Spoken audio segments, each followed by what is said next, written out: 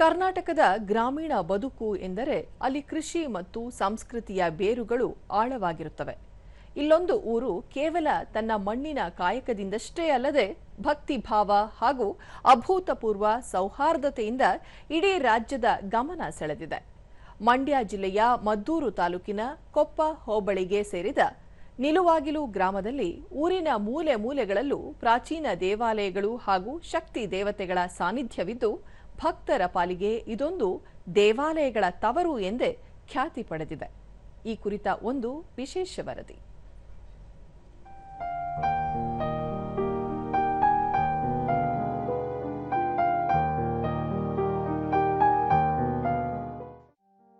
ದೇವಾಲಯಗಳ ಗಂಟೆಯ ನಾದದೊಂದಿಗೆ ಬೆಳಗಾಗುವ ಈ ಊರಿನ ವಾತಾವರಣವು ಶಾಂತಿ ನೆಮ್ಮದಿಯನ್ನು ಕರುಣಿಸುತ್ತದೆ.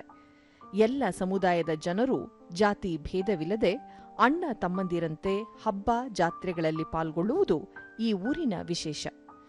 ನಾನಾ ದೇವರುಗಳನ್ನು ಒಟ್ಟಾಗಿ ಆರಾಧಿಸುತ್ತಾ ಪರಸ್ಪರ ಗೌರವ ಮತ್ತು ಪ್ರೀತಿಯಿಂದ ಬದುಕುವ ಮೂಲಕ ಈ ಗ್ರಾಮವು ಸಾಮರಸ್ಯದ ಮಾದರಿಯಾಗಿ ಹೊರಹೊಮ್ಮಿದೆ. ಈ ಗ್ರಾಮದಲ್ಲಿ ಬಹುತೇಕರು ವ್ಯವಸಾಯವನ್ನೇ ಅವಲಂಬಿಸಿದ್ದು ಭತ್ತ, ಕಬ್ಬು, ರೇಷ್ಮೆ ಹಾಗೂ ರಾಗಿ ಪ್ರಮುಖ ಬೆಳೆಗಳಾಗಿವೆ. ಜೊತೆಗೆ ಹೈನುಗಾರಿಕೆಯೂ ಜನರ ಪ್ರಮುಖ ಉಪಕಸುಬಾಗಿದೆ. ಗ್ರಾಮದಲ್ಲಿ ಸುಂದರವಾದ ನಿಲುವಾಗಿಲು ಕೆರೆ ಇದ್ದು ಇದು ಕೇವಲ ಪ್ರಕೃತಿ ಸೌಂದರ್ಯವಷ್ಟೇ ಅಲ್ಲ, ರೈತರ ಬೇಸಾಯ ಹಾಗೂ ಕುಡಿಯುವ ನೀರಿನ ಜೀವನಾಡಿಯಾಗಿದೆ. ಪುರಾತನ ಪರಂಪರೆಯನ್ನು ಇಂದಿಗೂ ಉಳಿಸಿಕೊಂಡು ಬಂದಿರುವ ಈ ಊರಿನಲ್ಲಿ ಸುಮಾರು 1200 ವರ್ಷಗಳ ಸುದೀರ್ಘ ಇತಿಹಾಸವಿರುವ ಶ್ರೀ ಯೋಗ ನರಸಿಂಹಸ್ವಾಮಿ, ಮಂಚಮ್ಮ, ದೊಡ್ಡಮ್ಮ, ಶ್ರೀ ಪಟ್ಟಲದಮ್ಮ, ಚಾಮುಂಡೇಶ್ವರಿ, ನಂದಿ ಬಸವೇಶ್ವರ, ಮಾರಮ್ಮ, ಸಾಕಮ್ಮ, ಪಾವಡೇಶ್ವರಿ, ಲಕ್ಷ್ಮೀ ವೆಂಕಟೇಶ್ವರ, ಉಮ್ಮತ್ತೂರಮ್ಮ, ಅಭಯ ವೀರಾಂಜನೇಯ ಸ್ವಾಮಿ, ಮಂಟೇಸ್ವಾಮಿ ಸೇರಿ 10 ದೇವಸ್ಥಾನಗಳಿವೆ. ಕೇವಲ ಹಬ್ಬ ಹರಿದಿನಗಳಲ್ಲಷ್ಟೇ ಅಲ್ಲದೆ ದೈನಂದಿನ ಬದುಕಿನಲ್ಲೂ ದೇವಸ್ಥಾನಗಳ ಅಭಿವೃದ್ಧಿ ಹಾಗೂ ಸ್ವಚ್ಛತೆಯಲ್ಲಿ ಊರಿನ ಯುವಕರು ಮತ್ತು ಹಿರಿಯರು ಒಟ್ಟಾಗಿ ಶ್ರಮಿಸುತ್ತಾರೆ. ಪ್ರತಿ ವರ್ಷ ಮೇ ಅಥವಾ ಜೂನ್ ತಿಂಗಳಲ್ಲಿ ಶ್ರೀ ಯೋಗ ನರಸಿಂಹಸ್ವಾಮಿ ದೇಗುಲದಲ್ಲಿ ಸೌರಮಾನ ಜಯಂತಿಯನ್ನು ಅದ್ದೂರಿಯಾಗಿ ಆಚರಿಸಲಾಗುತ್ತದೆ. 4-5 ವರ್ಷಕ್ಕೊಮ್ಮೆ ಗ್ರಾಮಸ್ಥರೆಲ್ಲ ಸೇರಿ ಅತ್ಯಂತ ಸಡಗರದಿಂದ ಶ್ರೀ ಪಟ್ಟಲದಮ್ಮ ದೇವಿ ಹಬ್ಬವನ್ನು ಯುಗಾದಿಯ ನಂತರ 2 ದಿನಗಳ ಕಾಲ ಆಚರಿಸುತ್ತಾರೆ.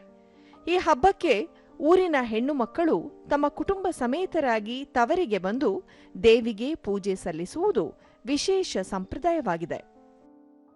ಒಂದೆಡೆ ಭಕ್ತಿ ಸಂಪ್ರದಾಯವಾದರೆ ಇನ್ನೊಂದೆಡೆ ಈ ಗ್ರಾಮ ಶೈಕ್ಷಣಿಕ ಹಾಗೂ ಸಾಮಾಜಿಕ ಅಭಿವೃದ್ಧಿಯಲ್ಲೂ ಹಿಂದೆ ಬಿದ್ದಿಲ್ಲ.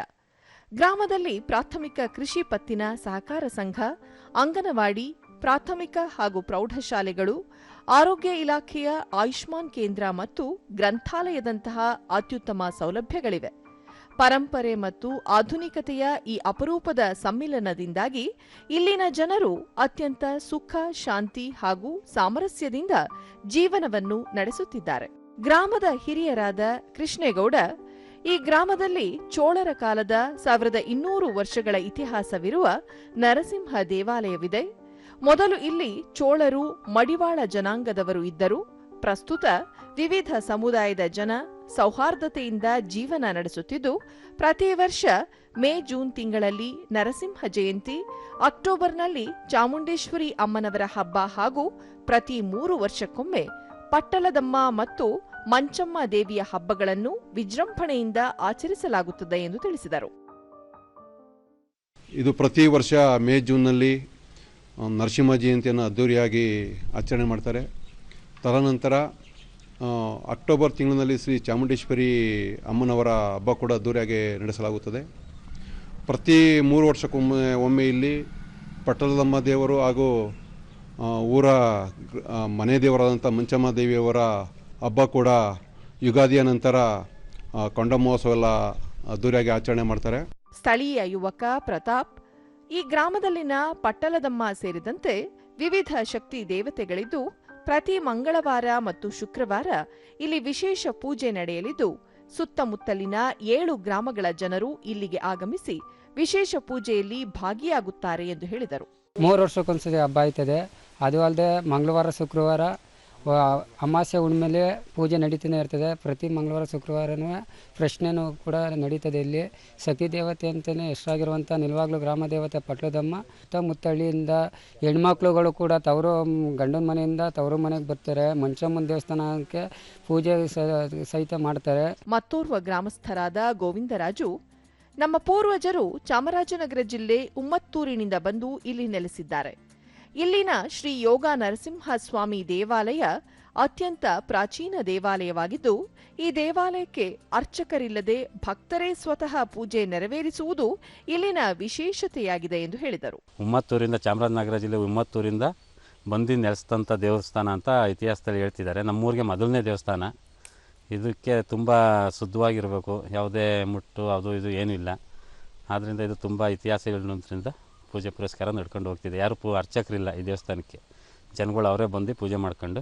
ಸರ್ಕಾರಿ ಪ್ರೌಢಶಾಲೆಯ ಮುಖ್ಯ ಶಿಕ್ಷಕ ಎಚ್.ಎಸ್. ರವೀಶ್, ನಮ್ಮ ಶಾಲೆ ಸ್ಥಾಪನೆಯಾಗಿ 30 ವರ್ಷಗಳಾಗಿದ್ದು, ಗ್ರಾಮೀಣ ಭಾಗದ ವಿದ್ಯಾರ್ಥಿಗಳಿಗೆ ಉತ್ತಮ ಶಿಕ್ಷಣ ನೀಡಲಾಗುತ್ತಿದೆ.